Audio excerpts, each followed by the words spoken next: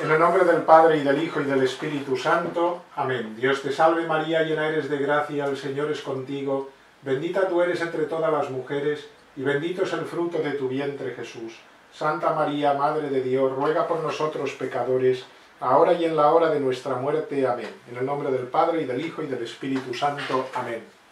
Muy bien, vamos a abordar hoy ya el tercer capítulo de la masonería en España, siglo XVIII. Son 3 capítulos, este es el tercero y último del siglo XVIII. Más adelante empezaremos las clases sobre el siglo XIX.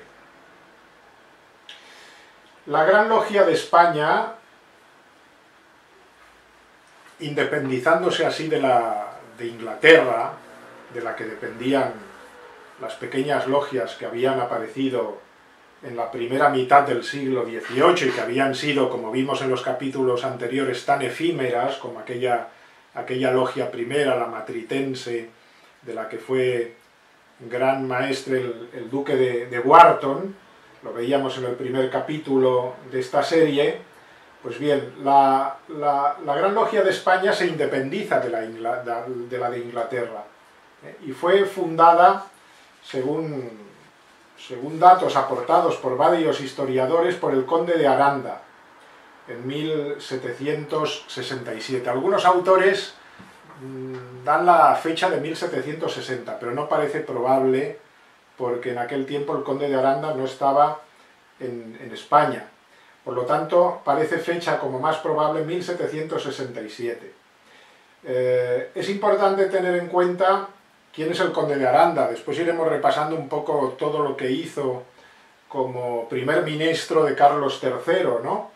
Pero a pesar de que algunos autores, como veremos, pues dudan de su pertenencia a la masonería porque no tienen los datos concretos de su afiliación, del momento, del lugar, del día de afiliación, cosa que es realmente difícil en una masonería que vela tanto por la discreción, como nos dicen ellos, o incluso por el secreto, ¿no?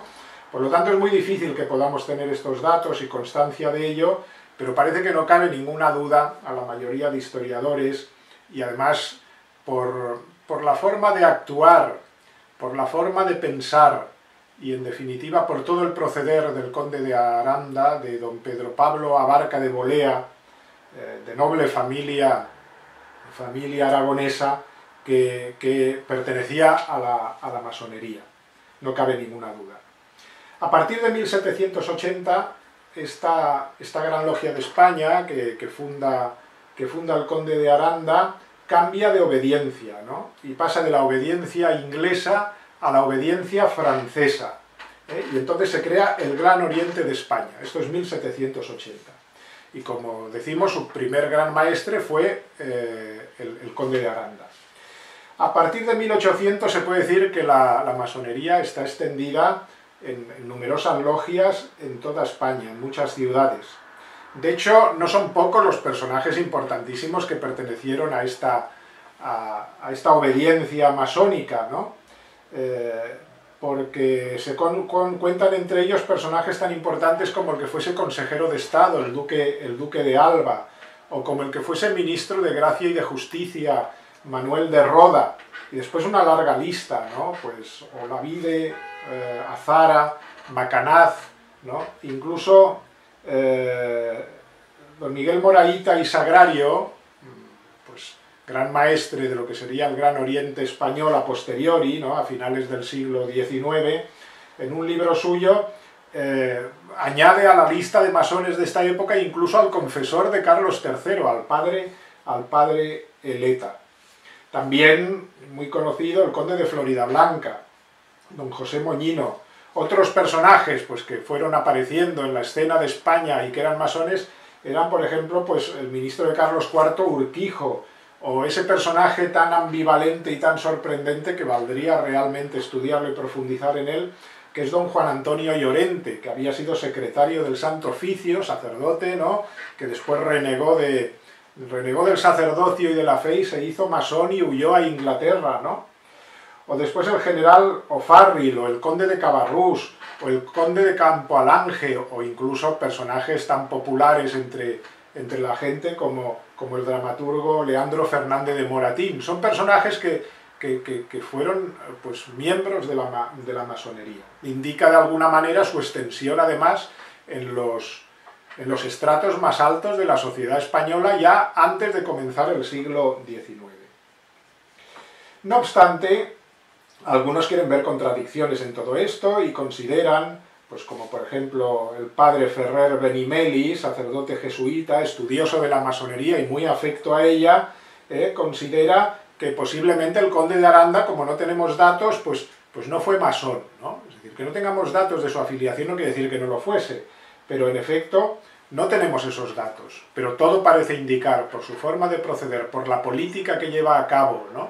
Es decir, que, como diría don Manuel Tirado Rojas, masón converso, que escribió un libro, Masonería Española y las Traslogias, importante libro que un día comentaremos, pues como diría Tirado Rojas, a lo mejor era un masón de mandil corto, decía él, ¿no?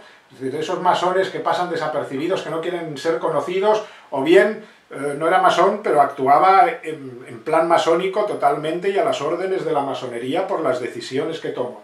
No lo sé, pero lo cierto es que en el pensar y en las conclusiones de no pocos historiadores, el conde de Aranda era masón. Es cierto que también se afirmó esto, incluso de Carlos III, del rey, ¿no? Se sospechaba si había pertenecido también a la masonería, un hombre que se había rodeado de hombres como el conde de Aranda o Florida Blanca, ¿no? Cómo él no podía pertenecer a la masonería. No obstante, de pocos personajes tenemos tantos trazos de su pensamiento sobre el tema, porque dejó escrito en varias cartas, ¿no?, lo que pensaba de la masonería y la llama gravísimo negocio o perniciosa secta, ¿no?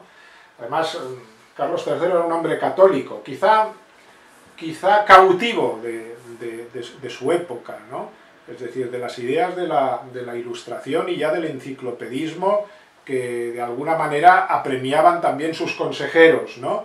Quizá cautivo de ello, pero católico, y además, siendo Borbón, hay que decirlo, hombre de buenas costumbres. Después de la muerte de su esposa, pues vivió una vida, podríamos decir, ejemplar en ese sentido, ¿no? Cosa que no es muy común en algunos Borbones, ¿no? Pero en este caso sí. Por lo cual, parece ser que Carlos III, en efecto, no fue masón, pero es muy difícil negar la posibilidad de la pertenencia del conde de Aranda a la masonería.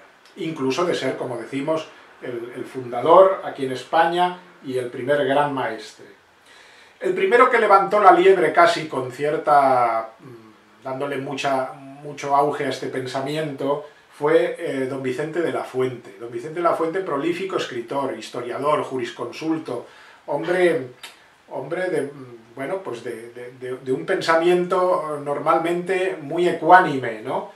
Él no hace una afirmación rotunda ni toma partido, pero sí que deja ver, de alguna manera, que todo parece indicar que el conde de Aranda fue masón. Por otra parte, también hay comunicaciones del Gran Oriente de España posteriores, ¿no?, que hablan de la pertenencia, ¿no?, del conde de Aranda, que habría sido uno de los miembros, dicen, más famosos, ¿no?, uno de los miembros más celosos de la masonería, ¿no?, y su primer gran maestre de España. Esto lo vemos en muchos escritos, como digo, pues de ambos signos, ¿no?, tanto antimasónicos como de autores masones y en documentos incluso de la misma masonería del Gran Oriente de España. En alguna carta reproducida por Deschamps se reveló pues esta pertenencia de Aranda. Vuelvo a insistir, hay quien piensa pues que no tenemos datos suficientes, vuelvo a decirlo, como Ferrer Benimeli, que tiene la idea de que en su tiempo la historiografía masónica quiso fabricar pues esa historia, podríamos decir, épica de su pasado, en la cual añadía nombres de personajes importantes para engordar la lista de los masones y darse una imagen, por decirlo así, de poder delante del mundo, ¿no? es decir, una historia manipulada y legendaria pretendida por la misma masonería y por algunos historiadores antiguos, dice Ferrer Benimeli, ¿no? Para dotarla así de una pátina de antigüedad, de prestigio, ¿no? Y de dignidad, y que por lo tanto no hay que hacer mucho caso a los apuntes de esos historiadores. Bien, esta es la historia, que también cabe reseñar, de Ferrer Benimeli y de algún otro autor. Pero vamos a un masón, además lo hemos citado antes, de primera línea. Vamos con don Miguel Moraíta y Sagrario, como digo, en su calidad de gran maestre, que lo fue, del Gran Oriente español. Hay que tener en cuenta que él consiguió a final del siglo XIX, esta es la importancia de Moraíta, que a mi juicio quizás es el masón más importante de la historia de España, ¿no? Por todo lo que hizo, ¿no? Él era catedrático de historia, periodista, era pues político republicano, ¿no? Con una fuerza, seguidor y amigo de Castelar, ¿no? Bien, entonces este personaje se convierte en esencial al final del siglo XIX porque es el que consigue la confluencia y la unidad de los dos orientes que existían en España, ¿no? Con más fuerza, el Gran Oriente de España y el Gran Oriente Nacional de España, confluyendo, creo que es en 1889, confluyendo en lo que sería el Gran Oriente Español, del cual Moraíta sería el primer gran maestre. Pues bien, este es el personaje, ya vemos que es un personaje de entidad en la masonería, un hombre que tiene datos, que tiene documentos, que tiene los archivos de la masonería, ¿no? Y entonces podemos fiarnos de su criterio, ¿eh? Hace esto suponer que nos podemos fiar de lo que nos diga Moraíta sobre los secretos de la orden. Y él dice que el conde de Aranda ejerció el cargo, él dice, de comendador, es decir, de gran maestre, votado al constituirse, él sí que dice el año 1760, el Gran Oriente Español. Lo mismo repetirán otros autores, ¿no? Como digo, posteriores, Eguía, Suárez Guillén, como decía antes, don Manuel Tirado Rojas, el mismo Mauricio Carlavilla, ¿no? Y tantos otros que se han ocupado de la masonería, tanto desde dentro como desde fuera. Para abonarlo, vamos con el texto mismo, que aquí tenemos este libro, Masonería Española, que es un texto de Miguel Moraíta, pero ampliado o refutado más bien por Mauricio Carlavilla, ¿no? Está el texto que escribió sobre la masonería en España don Miguel Moraíta, y después a continuación en esta edición pues la crítica que va haciendo a su exposición Mauricio Carlavilla, que fue un gran antimasónico español. Pues bien, dice Moraíta, lo dice textualmente: el conde de Aranda ejerció el cargo de gran comendador votado al constituirse en 1760 en una reunión de representantes de logias del Grande Oriente Español. Las logias, que hasta entonces vivían auspiciadas por Inglaterra, afirmaron en aquel día su independencia, su nacionalidad. Bajo el mallete de Aranda se multiplicaron, al punto de haberse levantado columnas. Levantar columnas quiere decir, pues digámoslo así, abrir logias nuevas, ¿no? Levantando columnas en la mayor parte de las grandes poblaciones. Hasta 210, se afirma, existían 6 años después. Y continúa Moraíta: todos los indicios convienen en que Carlos III nombró su consejero al conde de Aranda, conociendo su condición de masón. Pero es error, propalado tendenciosamente, que el monarca depositó en él su confianza por estar también él iniciado. Niega la iniciación de Carlos III, pero deja fuera de toda duda la del conde de Aranda. La masonería, dice más adelante, no tuvo la honra de contar entre los suyos a aquel gran monarca, que sin embargo hizo mucha obra masónica, eso sí. Es decir, Carlos III, en efecto, no perteneció a la masonería, pero fue un instrumento de la masonería, un instrumento en sus manos y poderoso, hizo mucha obra masónica, dice aquí Moraíta. Tanto es así que a él se debe por la expulsión de los jesuitas, por ejemplo, ¿no?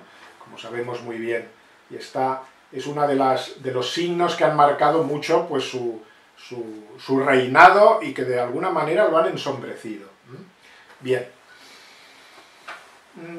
Por ejemplo, otro autor que pone en duda o que habla un poco de este tema con cierta, incluso con cierta sorna, ¿no? Apuntando lo que decía Ferrer Benimeli, que por otra parte es cierto, ¿no? Que la masonería muchas veces ha querido crearse una historia legendaria añadiendo a su lista a personajes que ni de lejos eran masónicos, desde el emperador Augusto, pasando por personajes bíblicos incluso, ¿no? ¿Cómo no añadir a lo mejor la tentación un personaje tan importante en España como el conde de Aranda, dice Benito Pérez Galdós, ¿no? Pues bien, dice, yo tengo para mí que antes de 1809, época en que los franceses establecieron formalmente la masonería en España, ser masón y no ser nada eran una misma cosa. Y no me digan que Carlos III, el conde de Aranda, el de Campomanes y otros célebres personajes eran masones.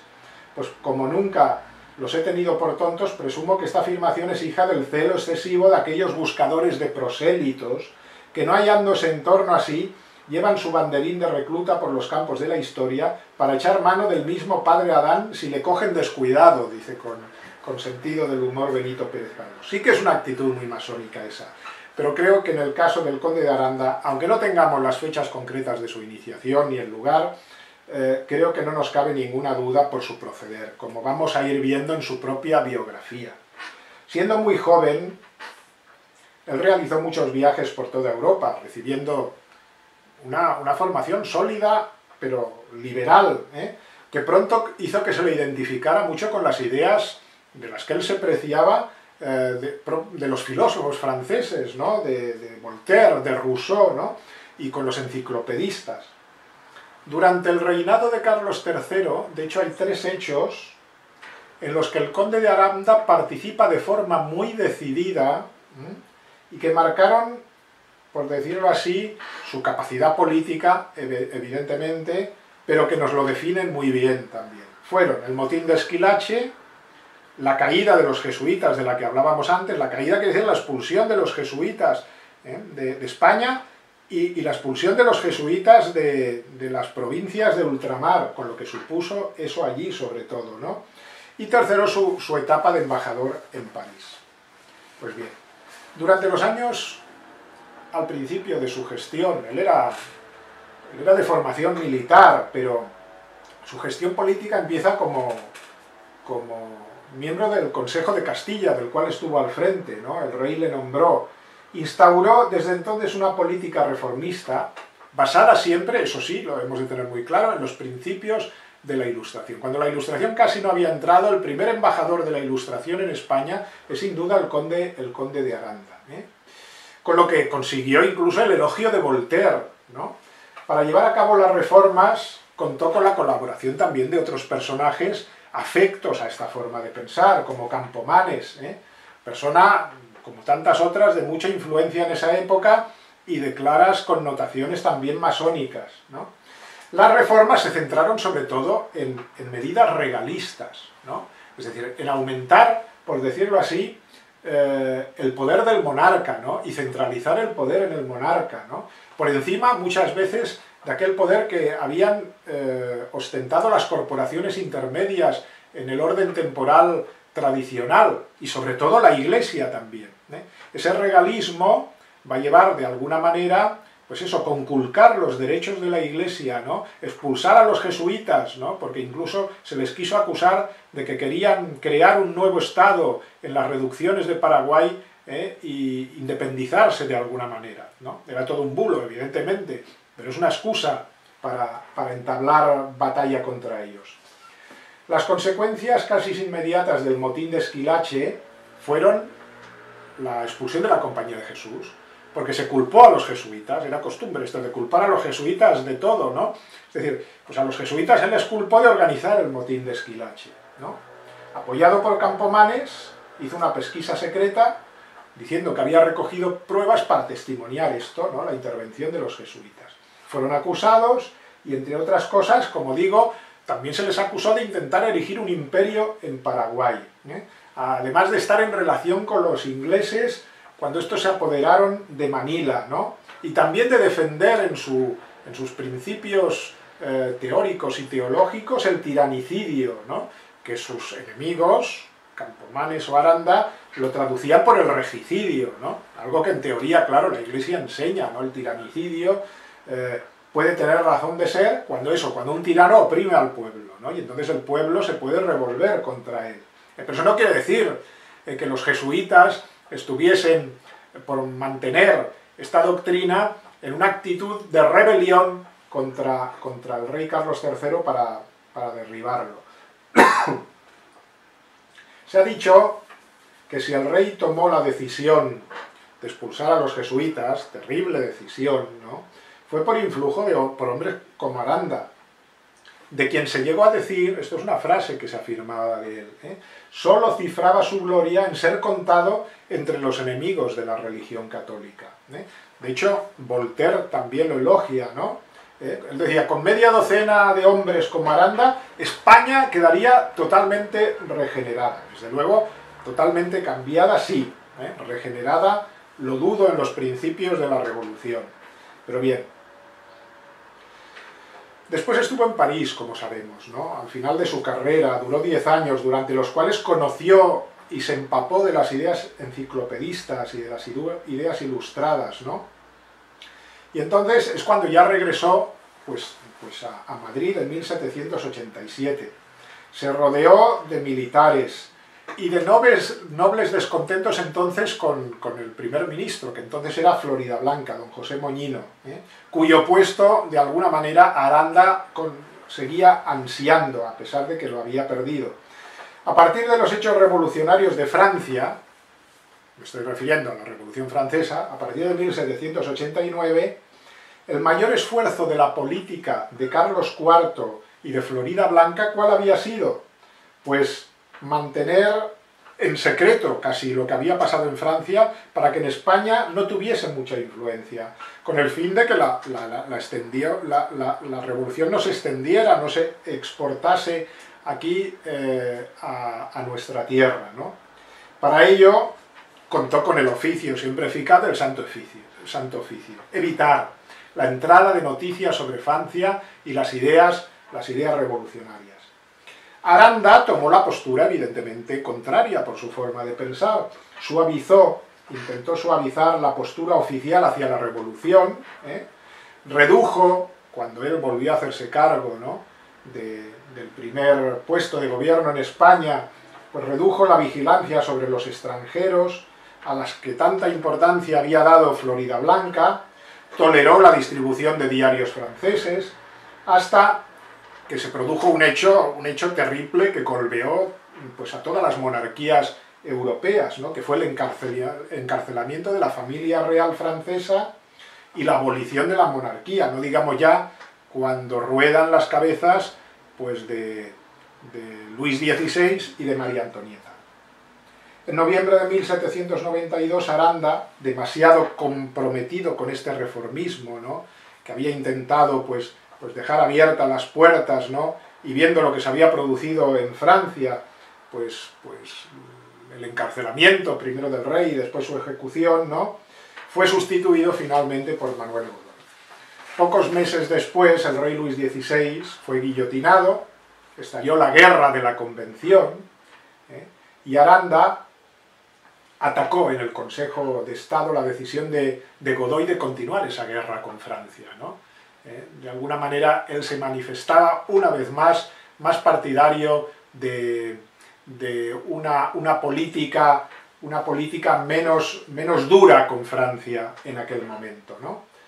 Respecto, por ejemplo, a otro asunto que nos deja muy bien ver cuál es el pensamiento pues, de este personaje, del conde de Aranda, podemos referirnos a lo que él pensaba que era conveniente con respecto a las provincias de ultramar. No me gusta decir colonias porque nunca fueron colonias, las provincias de ultramar, ¿no?, las capitanías, ¿no?, o los virreinatos de Hispanoamérica, ¿no?, lo que pensaba sobre ellas y su independencia, ¿no? Ahí ya se nos ve también, por decirlo así, la forma de pensar de este personaje.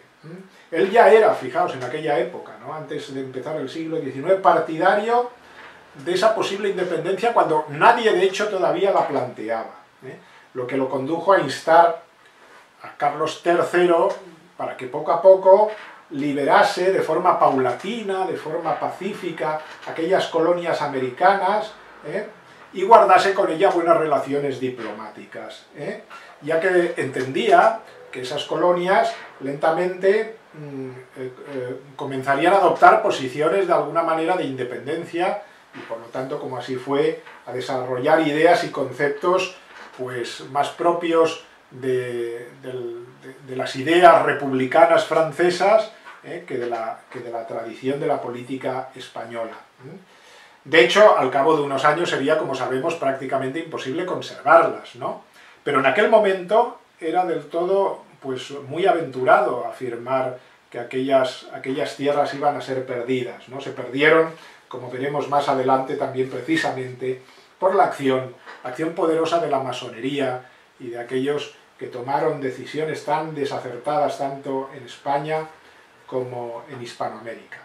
Continuaremos pues con el siglo XIX, después de este repaso del siglo XVIII y de haber acabado también con esta imagen pues breve, pero creo que efectiva, sobre la acción del conde de Aranda, primer gran maestre de España, el Gran Oriente.